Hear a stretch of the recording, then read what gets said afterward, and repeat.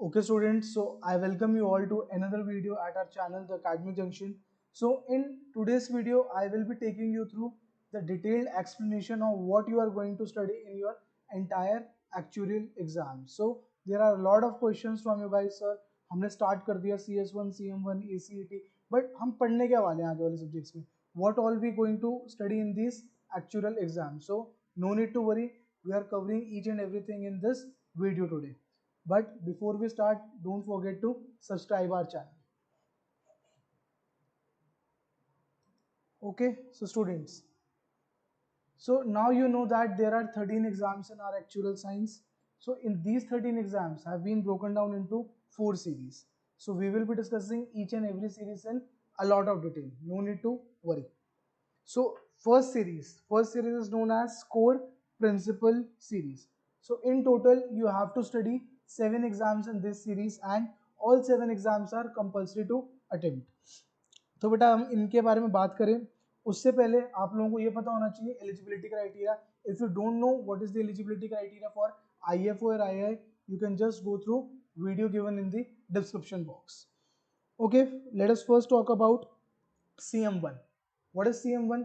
अब बेटा जो CT सीरीज के एग्जाम है ना, तो अर्लियर इसको CT सीरीज कहते थे, that is core technical series. जब से हमारा 2019 के बाद करिकुलम चेंज हुआ था, now we call it as core principle series. तो हमारे CP सीरीज में अगेन 3 सब सीरीज भी है. क्या? Core mathematics, core statistics, core business. तो आप देख रहे होगे CM1 CM2 आपके कोर मैथमेटिक्स के पार्ट्स हैं, CS1 CS2 कोर स्टैटिस्टिक्स के, and CB1 CB2 CB3 core business series के. तो अगर हम बेटा कोर मैथमेटिक्स की बात करें, उसमें CM1 की बात करें, actual mathematics, so this is the lengthiest exam of your core practice series, sorry core principle series. ये सबसे बड़ा एग्जाम है. तो इसमें हम सजेस्ट करते हैं एवरेजली स्टूडेंट को 350 टू 400 आवर्स चाहिए अटेम्प्ट करने के लिए. अब यहाँ पे आप पढ़ने के वाले हो बेटा, यहाँ पे आप पढ़ोगे सारे अपने कैश फ्लोज के बारे में, सारे लोन स्केड्यूल्स, प्रोजेक्ट अप्रेजल. तो इसके अंदर भी ना 2 सब्जेक्ट्स होते थे पहले, CT1 CT5. तो पहले हम CT1 को प्रिपेयर करते हैं इसके अंदर, फिर CT5 पोर्शन को कंपेयर करते हैं. तो CT5 पोर्शन में बेटा आप क्या पढ़ते थे? लाइफ इंश्योरेंस के प्रोडक्ट्स. जैसे होता है ना, हम पॉलिसी लेते हैं, उसका हमें कुछ प्रीमियम पे करना पड़ता है. तो प्रीमियम वो कैसे कैलकुलेट होता है बेटा? वो प्रीमियम की सारी कैलकुलेशन आप इस सब्जेक्ट के अंदर सीखोगे. उसके बाद प्रीमियम कंपनी ने रिसीव करा, अब कंपनी कुछ तो आपको पे आउट्स करने के लिए पैसा रखेगी, लेकिन कंपनी को अपनी फ्यूचर प्लानिंग करने के लिए भी पैसा सेव करना पड़ेगा ना. तो इस प्रोसेस को हम कहते हैं रिजर्विंग. तो हम रिजर्विंग करना भी इस सब्जेक्ट के अंदर सीखेंगे. So this is all about numerical. आपका मेजर पोर्शन यहाँ न्यूमेरिकल ही रहने वाला है. You can expect 80 to 85% numerical and rest 10-15% you can expect some commenting portion. Is it clear? Now next exam in this series is CM2. CM2 is all about financial engineering and loss reserving. तो यहाँ पे बच्चों को बहुत doubt होता है, sir यहाँ पे हम क्या पढ़ेंगे? बेटा this is all about stock market and derivatives. आप स्टॉक मार्केट के डिफरेंट डिफरेंट प्रोडक्ट्स पढ़ोगे, ब्लैक स्कूल टेक्निक लगाओगे, और आप अपनी सबसे इंपॉर्टेंट चीज है ना, आप कॉल ऑप्शंस, पुट ऑप्शंस, जो डिफरेंट डिफरेंट डेरिवेटिव्स तरीके होते हैं, उनको वैल्यू करना सीखोगे. यहाँ पे again this is again lengthy exam. यहाँ पे बेटा CM जो सीरीज है आपकी कोर मैथमेटिक्स सीरीज, यहाँ पे आपको दोनों सब्जेक्ट्स के अंडर एक्सेल पढ़ना होता है. ठीक है, जैसे हम कोर स्टैटिस्टिक्स में भी देखेंगे, वहाँ पे हमें R लैंग्वेज पढ़नी होगी. तो हमारा 70-30 का रेशियो रहता है. Again this all things we have already covered in different videos. You can just go through orientation session of each and every subject. We are just talking about each and every subject in quick detail. तो इसके बाद हम आते हैं बेटा अपने CS1 पे. CS1 is all about actual statistics. तो आप लोग देखोगे जो जिन्होंने अभी एक्चुअल पे फील्ड में एंटर करा है, हमने आपको क्या सजेस्ट करा था कि आप CS1 या CM1 से स्टार्ट कर सकते हो. तो CS1 में आप लोग क्या पढ़ रहे हो बेटा? CS1 is also all about actual statistics. यहाँ पे हम क्या देख रहे हैं? Mean, median, mode, different distributions का हम अलग से PDF देख रहे हैं, CDF देख रहे हैं, फिर उनका मीन निकाल के देख रहे हैं, MGF फंक्शंस देख रहे हैं, CGF फंक्शंस देख रहे हैं. आगे जाके आप इस सब्जेक्ट में क्या देखोगे? आप देखोगे पॉइंट एस्टिमेशन वाले चैप्टर में क्या आप अपने पैरामीटर्स एस्टिमेट कर रहे होंगे using different techniques. Then confidence intervals, hypothesis testing. तो ये सब बेटा आपके कॉन्सेप्ट्स कहाँ के हैं? ये सारे आपके स्टैटिस्टिक्स के कॉन्सेप्ट्स है. अगर आप लोग स्टैटिस्टिक्स ऑनर्स कर रहे हो तो वहाँ पे आपको देखोगे काफी मेजर पोर्शन इसका मिलता जुलता मिलेगा. तो यहाँ पे आप लोग क्या पढ़ने वाले हो? यहाँ पे आप इसको अप्लाई करोगे R लैंग्वेज में. Again we expect 250 to 300 hours student should invest on this subject. Next is your CS2. इसको आप बोल सकते हो एडवांस स्टैटिस्टिक्स. ऑल्दो इस सब्जेक्ट का नाम क्या है?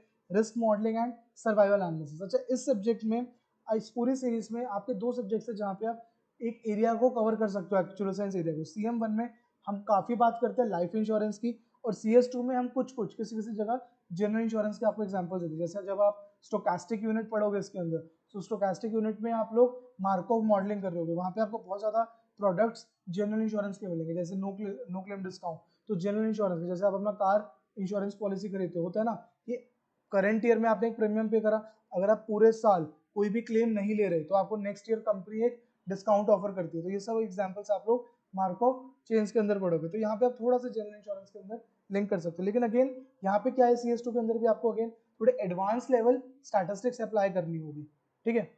तो यहाँ रहे बेटा ये आपके 4 सब्जेक्ट्स न्यूमेरिकल के, CM1 CM2 CS1 CS2, these 4 are your pure numerical subjects of entire actual science exams. अब आप बोलोगे सर आगे कहीं भी न्यूमेरिकल नहीं है, बेटा न्यूमेरिकल नहीं है इसको इसका मतलब ये नहीं आपको हिस्ट्री का क्वेश्चन पूछेंगे यहाँ पे, हिस्ट्री का क्वेश्चन नहीं। अगर न्यूमेरिकल नहीं भी होगा तो प्रैक्टिकल एप्लीकेशन थ्योरी ही आएगी।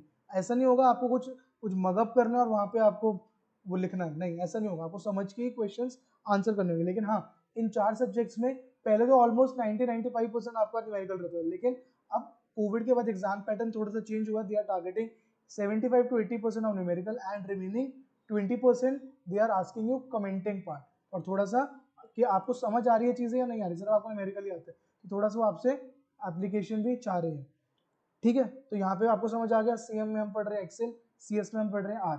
अब हम आते हैं CB1 CB2। आप देखो इन सब्जेक्ट्स के अंदर आपको CB1A और CB1B नहीं दिखना, क्योंकि ये सिंगल एग्जाम है 3 और 15 मिनट्स की। अगर आप यहाँ देखो इनकी ड्यूरेशन साथ में लिखी हुई है, तो थ्योरी वाला जो सब्जेक्ट होगा वो 3 और 15 मिनट्स का, और इनका प्रैक्टिकल एग्जाम 1 और 45 मिनट्स का। लेकिन ये वाले आपके सिंगल डे एग्जाम है CB सीरीज वाले, तो इसके अंदर बेटा 3 एग्जाम्स है, 2 तो आपके अगेन थ्योरी बेस्ड एग्जाम है, जो तीसरा है वो प्रैक्टिकल है। तो एक एक करके डिस्कस करते हैं। CB1 is all about business finance. यहाँ पे आप अगर क्लास 12 में अकाउंट्स पढ़ के आए हो तो उसका बहुत ज्यादा यूज होगा यहाँ पे। तो आप यहाँ पे क्या पढ़ोगे, अगेन जो नहीं भी पढ़ के आए no need to worry, science background वाले होते हैं, सर हमारे पास साइंस थी तो क्या ये सब्जेक्ट्स कर लेंगे, बेटा करना ही है ना, फील्ड ऑप्ट करी तो करना तो है ही। तो बिल्कुल स्क्रैच से शुरू होगा सब कुछ, क्रेडिट डेबिट, उसके बाद बैलेंस शीट्स, रेशियोज, ये सब कुछ हम इसके अंदर पढ़ेंगे CB1 के अंदर। तो अगेन यहाँ पे भी कुछ कुछ न्यूमेरिकल पोर्शन रहता है, लेकिन ज्यादा अब यहाँ से क्या स्टार्ट हो जाता है, एप्लीकेशन बेस्ड थ्योरी। अच्छा, इन दोनों सब्जेक्ट्स में एक अच्छी चीज क्या है, दोनों में MCQs आते हैं। ऑल्दो अब तो सारे न्यूमेरिकल सब्जेक्ट्स में भी MCQs आने शुरू हो गए हैं, क्योंकि आप लोग इतना ऑनलाइन टाइप नहीं कर पाओगे, इसलिए उन्होंने MCQs देना स्टार्ट कर दिया। लेकिन यहाँ पे ट्रेडिशनली स्टार्टिंग से MCQs थे। तो CB1 का सेट पैटर्न है 20 मार्क्स के MCQs आते हैं, और CB2 का सेट पैटर्न है वहाँ पे 45 मार्क्स के आपके MCQs आते हैं।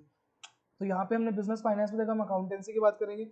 वैसे अगर हम CB2 की बात करें, बिजनेस इकोनॉमिक्स, नाम से ही पता लग रहा है यहाँ पे हम इकोनॉमिक्स की बात करेंगे। अगेन सब कुछ बहुत बेटा स्क्रैच से स्टार्ट होगा, है ना, माइक्रो मैक्रो लेवल इकोनॉमिक्स बिल्कुल हम स्क्रैच से स्टार्ट करेंगे और इसको डिटेल में समझेंगे इस सब्जेक्ट के अंदर। तो अगर आप मेरे से पूछोगे सर, अगर मैं आपसे पूछूं सबसे इजी सब्जेक्ट क्या है, तो बेटा according to me I will read CB2 as the easiest exam of your entire core principle series. तो थोड़ा सा इजी है इसको क्रैक करना, और सबसे अगर लेस टाइम बोले हमको इसमें इन्वेस्ट करने की जरूरत है। लास्ट एग्जाम पे आते हैं बेटा CB3 बिजनेस अवेयरनेस। तो ये सबसे इजी एग्जाम है, ठीक है, मैं इसको एग्जाम काउंट भी नहीं करता। करना क्या होगा, आपको एक बिजनेस गेम आएगी, उसको सॉल्व करना होगा, कुछ असाइनमेंट सबमिट करने हैं, और आपको एग्जाम डे पे एक नॉर्मल MCQ टाइप एग्जाम आएगा, और उसको फिल करके आपका एग्जाम ये क्लियर हो जाएगा। No need to worry about it. Also target this exam when you get employed. Why? क्योंकि आपको पता होगा एक्चुअल एग्जाम्स में, एक्चुअल करियर में आपको हर पेपर के बाद इंक्रीमेंट मिलता है। तो इस एग्जाम को आप जॉब के साथ क्लियर करो, ताकि आपको विद जॉब इंक्रीमेंट भी मिले इसका। Getting it? तो ये बेटा बात हुई core principle series, 7 exams, all compulsory to clear. Next we will talk about core practice series. In this there are 3 exams again, but before I should talk about this, let us first talk about our next series. Next series के बारे में बात करते हैं, that is specialist principle series, और you can say SP series. यहाँ पे बच्चों को सबसे ज्यादा कंफ्यूजन होती है कि सर यहाँ पे तो 8 एग्जाम्स है, तो अगर हम टोटल करें 7 एग्जाम्स कोर प्रिंसिपल सीरीज में हो गए, 3 एग्जाम्स कोर प्रैक्टिस सीरीज में हो गए, फिर 8 एग्जाम्स आपके SP सीरीज में हो गए, और 5 एग्जाम्स ऐसे सीरीज में हो गए। तो कितना हो गया, 7 + 3 + 8 + 5, ये तो आपके 23 सब्जेक्ट्स हो गए। आपने तो कहा था 13 सब्जेक्ट्स होते हैं, तो बेटा इसके 8 के 8 एग्जाम्स कंपल्सरी नहीं आएगी। These 8 exams are not compulsory. यहाँ पे आपको कोई भी 2 सब्जेक्ट्स सिलेक्ट करने हैं, ठीक है। यहाँ पे डोमेन स्पेसिफिक एग्जाम आ गए, जैसे अब ये वाले जो एग्जाम्स होंगे हम कब आपको प्रेफर करेंगे करने के लिए, वंस यू गेट एम्प्लॉयड, क्योंकि तभी तो आपको पता लगेगा कि किस स्ट्रीम में आप काम कर रहे हो, किस स्ट्रीम में आपको इंटरेस्ट आ रहा है और किस स्ट्रीम में आप अपना करियर देख रहे हो। अगर सर स्ट्रीम मतलब एक्चुअल साइंस हमने स्ट्रीम ऑप्ट कर तो ली, बेटा एक्चुअल साइंस के अंदर भी आपको डिफरेंट डिफरेंट डोमेन से काम करने के। अब हम एक एक डोमेन के बारे में थोड़ा थोड़ा बात करते हैं। तो पहली डोमेन क्या है, health and care, that is SP1। तो यहाँ पे आप कैसे समझ सकते हो, मेडिकल इंश्योरेंस करवाते हैं हम, ठीक है ना, मेडिक्लेम जहाँ से मिलते हैं ना, तो कैसे करते हैं, हमने एक प्रीमियम पे करा कंपनी को, कंपनी हमें मेडिकल इंश्योरेंस पॉलिसी दे देती है। उसमें क्या होता है, जैसे हम इल होंगे, हमारा कोई एक्सीडेंट होता है, ये सब कवरेजेस इसके अंदर रहती है। तो उसका प्रीमियम कैलकुलेशन, एजम्पशन सेटिंग, फिर रिजर्विंग इसकी, ये सारी कैलकुलेशन कौन करता है बेटा, हेल्थ एक्चुअली। तो ये एक डोमेन होगी हमारी एक्चुअल साइंस की। नेक्स्ट आते हैं हम लाइफ इंश्योरेंस, SP2। ये तो सबको पता होगा है ना, लाइफ इंश्योरेंस। अभी हमने CM1 में भी बात करी थी, कौन से कुछ कुछ प्रोडक्ट्स होते हैं, जैसे मान लो टर्म इंश्योरेंस प्रोडक्ट है। टर्म इंश्योरेंस क्या करते हैं, आप कंपनी को प्रीमियम पे करते हो, कंपनी कहती है अगर आपकी डेथ इस पर्टिकुलर टर्म में होगी, फॉर एग्जांपल 20 ईयर्स, अगर 20 ईयर्स में अगर आपकी डेथ होती है तो we will provide you sum assured that can be 1 crore 2 crore, depends on the premium and company to company. तो ये सारी कैलकुलेशंस नहीं पड़ेगी हम इसके अंदर। अब इसके अंदर हम उसकी एप्लीकेशन बेस्ड थ्योरी पढ़ेंगे। जैसे मैंने आपको एग्जांपल दिया था, एक नई लाइफ इंश्योरेंस कंपनी आई है, उसको अपना बिजनेस सेटअप करना है हमारी कंट्री में, तो उसको क्या क्या देखना पड़ेगा, क्या क्या डेटा चाहिए, क्या क्या assumptions चाहिए। So this type of practical example questions can be come in this exam. Again सिर्फ ये नहीं है, बहुत कुछ है, I have just taken an example. Next we will talk about pensions and other benefits. तो ये भी आप रिलेट कर सकते हो, जैसे हम देखते हैं ना हमारे घर में ग्रैंड पेरेंट्स होते हैं, अगर उनकी कोई गवर्नमेंट जॉब होती है तो 60 के बाद वो रिटायर्ड हो जाती है, रिटायरमेंट के बाद उनको क्या मिलती है, पेंशन मिलती है। तो ऐसा नहीं होता कि कोई फ्री का पैसा कंपनी दे रही है, जब हमने कंपनी को सर्व करा होता है तो उस कंपनी को सर्व करते टाइम हमारा कुछ पोर्शन सैलरी का इस पेंशन के अंदर आता रहता है, पेंशन फंड के अंदर, और जब हमारी रिटायरमेंट होती है कंपनी उसी पेंशन फंड से हमें पैसा दे रही होती है। तो ये सारी कैलकुलेशंस कौन करता है, आपका बेटा pension actually. So these all calculations will be done by pension actually. तो अगर हम इंडिया में देखें ना, तो इस वक्त सबसे ज्यादा काम हमारा लाइफ का या फिर पेंशन का ही है, द मोस्ट इंपॉर्टेंट स्ट्रीम्स। तो अगर हम देखें जो सबसे बड़ी बड़ी MNCs है, जैसे हमारी मर्सर हो गई, एऑन हो गई, तो इनके पास ज्यादा काम किसका है बेटा, पेंशंस का। और बहुत ज्यादा काम हमारी कंट्री में सबसे ज्यादा किसका है, लाइफ इंश्योरेंस। तो आपको देखोगे जब आप जॉब्स के लिए जा रहे हो, लाइफ के रूल्स बहुत ज्यादा आपको देखने को मिलेंगे। Okay, next will talk about SP5 and SP6, finance and investments and financial derivatives. तो SP6 को आप रिलेट कर सकते हो जो अभी हम CM2 में देख के आए थे, बिल्कुल स्टॉक मार्केट का एडवांस लेवल, यहाँ पे हम उसको ही एडवांस लेवल में पढ़ रहे हो। अगर आप देखोगे ना, तो इन स्पेशलाइजेशन सीरीज में अगर प्योर न्यूमेरिकल सब्जेक्ट अगर आप कोई देखोगे, दैट इज SP6। बहुत ज्यादा इसमें न्यूमेरिकल कंटेंट है, ऑल्दो ऐसा नहीं है 100% न्यूमेरिकल है, लेकिन बाकी किसी भी सब्जेक्ट में एक्सेप्ट दो 4 subjects, CM1 CM2 CS1 CS2, किसी में भी न्यूमेरिकल नहीं है। यहाँ आके आपको दोबारा न्यूमेरिकल मिलता है, लेकिन वो न्यूमेरिकल अच्छा खासा लेवल होता है, ठीक है। तो लेकिन बेटा अगर मैं इंडिया की बात करूँ, SP5 SP6 का बहुत ज्यादा अभी इतना काम नहीं है, बट हाँ as actually industry is growing, we are expecting some work in banking sector as well, so it is increasing। जैसे आप हम देखते हैं इन्वेस्टमेंट बैंकिंग के रोल्स होते हैं, so that is covered under these two streams, getting it। Last, okay second last, general insurance. तो आप देख रहे हो जनरल इंश्योरेंस के हमारे पास दो सब्जेक्ट्स हैं, one for reserving and one for pricing. मैंने आपको इनके बीच का थोड़ा सा डिफरेंस समझाया था। प्राइसिंग का मतलब क्या होता है बेटा, प्रीमियम सेटिंग। रिजर्विंग का मतलब क्या होता है, प्रीमियम का हमें कुछ कुछ पोर्शन सेव करना होता है अपने फ्यूचर एडवर्स सिनेरियोज के लिए, ठीक है। तो कुछ कुछ हम रिजर्विंग करके रखते हैं, जरूरी नहीं होता हमारे पास अगर आज प्रीमियम आ गया तो पूरा प्रॉफिट है कंपनी का, नहीं। कंपनी को देखना होता है फ्यूचर में कुछ अनसर्टेन इवेंट्स हो सकते हैं, तो उसके लिए कंपनी को पैसा बचा के चलना होता है, तो उसको हम क्या कहते हैं, रिजर्विंग कॉन्सेप्ट। तो ये सब हम किसके अंदर पढ़ेंगे बेटा, जनरल इंश्योरेंस के कॉन्सेप्ट हम किसके अंदर पढ़ेंगे, SP7 और SP। तो जनरल इंश्योरेंस का एक एग्जांपल, जैसे हम लोग सब मोटर इंश्योरेंस खरीदते हैं ना, कार परचेज करते हैं, उसके साथ हमें क्या कंपल्सरी होता है लेना, इंश्योरेंस कंपल्सरी होता है। इंश्योरेंस के लिए हम प्रीमियम पे करते हैं, प्रीमियम पे करने के बाद कंपनी हमें क्या कहती है कि हम आपको सिक्योर कर रहे हैं, कल को आपका एक्सीडेंट होता है या फिर आप किसी का एक्सीडेंट करते हो, इवन उसको भी हम पैसा देंगे, that is called third motor third party insurance. और अगर आपकी गाड़ी का भी एक्सीडेंट होगा तो इसको हम क्या कहते हैं, प्रोटेक्शन कवर। तो ये सब कंपनी कवर करती है। So this is an example of general insurance. Last exam of this series is enterprise risk management, ठीक है। ये बहुत बच्चे इसके लिए कम अवेयर होते हैं और बहुत इसके कम सिलेक्ट करते हैं इस एग्जाम को, ऑल्दो इसका थोड़ा सा भी स्कोप कम है इंडिया में, लेकिन हाँ it is emerging as actual science field is emerging in our country. तो बेटा यहाँ पे आप लोग क्या पढ़ोगे, अभी तक हमने देखा कि हमने इन सब सब्जेक्ट्स के अंदर अलग अलग डोमेन्स की बात करी। तो अलग अलग डोमेन्स के अंदर बेटा रिस्क भी होंगे, तो उन रिस्क को जब हम ग्रुप लेवल पे देख रहे होंगे, ठीक है, एक इंडिविजुअल रिस्क नहीं, जब इस रिस्क को हम ग्रुप लेवल पे देख रहे होंगे, वो सब चीज़ों की पढ़ाई हम किसके अंदर पढ़ेंगे, एंटरप्राइज रिस्क मैनेजमेंट के अंदर। Getting it? So these are 8 subjects and out of these 8 you have to clear 2 subjects. Again अगर आप जनरल इंश्योरेंस ऑप्ट कर रहे हो तो obviously you will be covering SP7 SP8 only. जैसे अगर आप हेल्थ कैप्चर कर रहे हो, हेल्थ इंश्योरेंस, तो उसके साथ आप एक इन्वेस्टमेंट का पेपर उठा सकते हो, या फिर हेल्थ के साथ लाइफ का कर लिया, हेल्थ के साथ पेंशन का कर लिया। सिमिलरली कोई भी 2 पेपर्स आप कॉम्बिनेशन में कर सकते हो।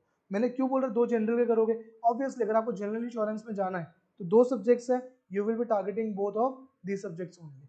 अब हम आते हैं वापस से अपनी कोर प्रैक्टिस सीरीज पे, ठीक है, यहाँ पे हम इसके बारे में थोड़ी सी और बात करते हैं। तो core practice series, again I have told you कि there are 3 exams, CP1, CP2, CP3। तो सबसे पहले हम बात करते हैं CP1 के बारे में। तो हमने देखा बेटा सारे स्पेशलाइजेशन के सब्जेक्ट्स। अब इनमें क्या है, हर एक फील्ड का स्पेसिफिक चीजें हैं, लेकिन जो CP1 है ना, उसके अंदर हमें हर एक फील्ड का थोड़ा थोड़ा पढ़ाया गया। प्लस जैसे हेल्थ का, लाइफ का, फाइनेंस का, इन्वेस्टमेंट का, फिर आपका जनरल का, इसके साथ में आपको रिस्क पढ़ाए जाएंगे सब डोमेन्स के, फिर उनकी रिस्क मैनेजमेंट सिखाई जाएगी, asset side risk, liability side risk, ये सब कुछ पूरा डेटा, एजम्पशंस, लायबिलिटीज, मॉडलिंग, ये पूरा बहुत बड़ा पेपर है बेटा आपका CP1। Instead I can say कि सबसे बड़ा एग्जाम है आपके पूरे एक्चुअल साइंस का, देख रहे हो।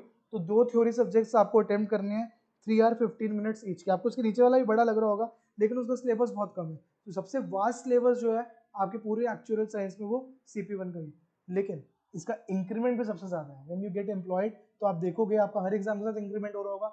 CP1 का इंडस्ट्री वाइज सबसे ज्यादा इंक्रीमेंट है। It ranges from 1 lakh to almost 2.5-3 lakh per annum, है ना। जैसे पेपर क्लियर करा, your package will shoot up with this amount.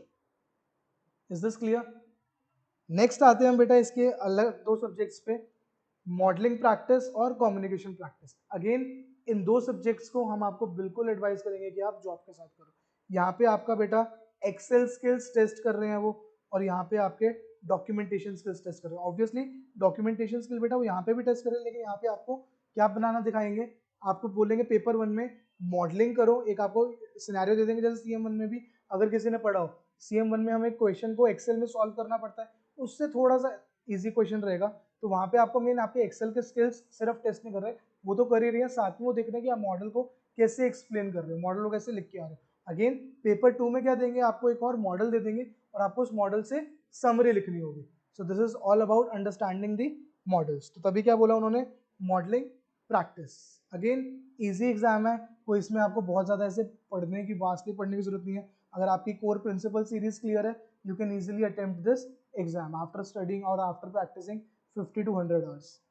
Next, we will talk about last exam of this series, CP3 Communications Practice Series. यहाँ पे बेटा क्या होगा, आपको एक सिनेरियो देंगे, ठीक है, एक सिनेरियो को आपको ऐसे एक्सप्लेन करना है जैसे आप एक लेमैन के टर्म्स में एक्सप्लेन करो। यहाँ पे वो आपको क्या चेक करेंगे कि as an actually whether you can explain a situation to a layman audience और नॉट। यहाँ पे आपको कोई भी टेक्निकल टर्म्स नहीं यूज करनी, जार्गन्स नहीं यूज करनी, आपको सिंपल लैंग्वेज में अपना सिनेरियो एक लेमन ऑडियंस को समझाना है। इस तरीके से आपको अपना पेपर राइट करना है। Again this is a word based exam, आपको वर्ड पे अपना आंसर टाइप करना होगा।